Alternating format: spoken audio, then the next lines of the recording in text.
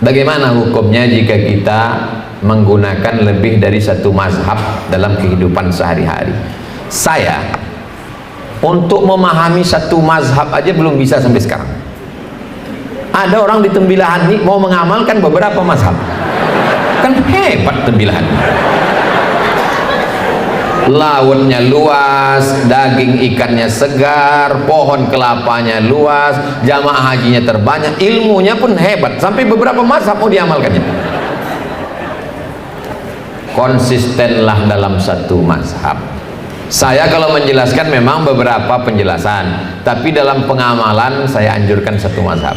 Kalau kita pindah-pindah mazhab ini, kata ulama fikih, nanti khawatirnya kita terjerumus dalam tatabbu' rukhas. Tatabbu' rukhas itu ambil enak-enaknya saja. Bersentuhan laki-laki dengan perempuan yang tak mahram, bersentuhan kulit, dalam mazhab Hanafi tak batal. Karena makna aula mastumun nisa itu artinya maaf-maaf, beribu maaf, berhubungan kelamin baru batal, jima baru batal. Kalau hanya kulit tak batal menurut mazhab Hanafi. Tapi dalam mazhab Hanafi berkurban wajib. Saya khawatir kalau lompat-lompat mazhab, pas dia mau pergi, abang pergi dulu ya dek, ya habis itu sampai di kantor sholat dia, abang kok tadi kan udah bersalaman sama istrimu, tak batal karena aku tak ada berhubungan. Oh, pas ada raya kurban, kau tak berkurban. Kurban itu sunat muakkad. Kalau memang konsisten pada Hanafi, kurban itu wajib. Terus nanti pas nikah melompat dia balik ke Hanafi. Dalam mazhab Hanafi, menikah perempuan itu bisa menikahkan dirinya, tak perlu pakai wali. Itu istri saya, tapi ayahnya tak setuju, tak perlu pakai wali menurut Hanafi. Ini namanya mazhab kutu loncat. Jadi konsisten saja dalam satu mazhab supaya kita tidak kacau dalam beribadah. Kalau masjid itu mazhabnya Syafi'i, jangan robah dengan mazhab lain, nanti membingungkan jamaah. Bismillahnya jahar, subuhnya pakai kunut, itu mazhab Syafi'i.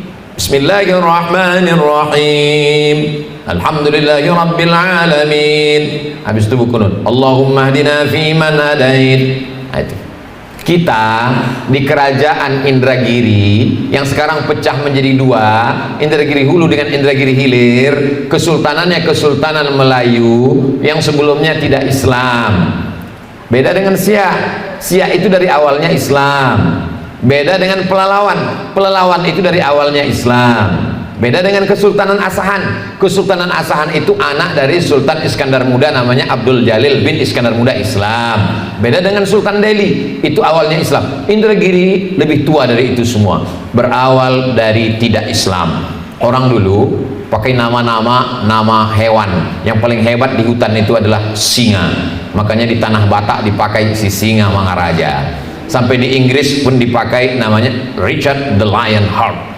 Si Richard berhati singa. Sampai ke Indragiri, nama raja yang terkenal namanya Narasinga, diabadikan sebagai nama stadion di Rengan, Narasinga. Setelah pindah ke agama Islam, mereka merubah nama-nama sultan menjadi nama Islam, dan mereka melihat ada seorang ulama besar dari tanah Banjar dijemput datang kemari untuk menjadi mufti, namanya Syekh Abdurrahman Siddiq Al-Banjari, cicit dari Datu Kelampayan. Itulah dia Tuan Guru Sapat. Saya beberapa kali tausiah keliling Banjarbaru, Banjarmasin, sampai ke Barabai, sampai keliling Kabupaten Provinsi Kalimantan Selatan. Yang mereka tanya, pernah ke Guru Sapat? Pernah ke Tembilahan? Itu aja. Tak ada mereka tanya gubernur, bupati, tak ada mereka tanya. Mohon maaf Pak Bupati. Yang mereka tanya itu, untungnya saya pernah sampai ke Guru Sapat. Coba kalau tak sampai, pernah ke sana. Jadi memang luar biasa. 20 tahun lah Syekh Abdurrahman Siddiq Al-Banjari menjadi mufti di kerajaan Indragiri.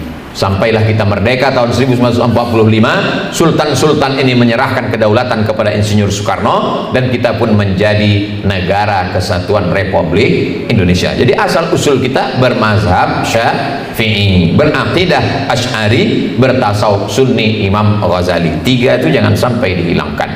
Apakah sama kita dengan Papua? Ya, saya sampai ke Papua. Di sana, di Papua Barat itu Muslim. Raja Ampat, raja-raja.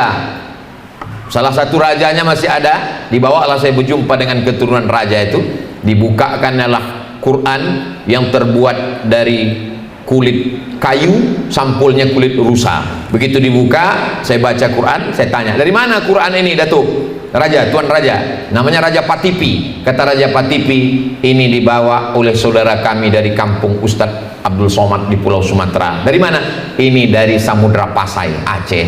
Dari Aceh sampai mereka ke Papua. Salah satu kitabnya itu ada kitab kecil, saya buka. Begitu saya buka, Sholawat Nariyah yang dibaca oleh Pak Bupati tadi.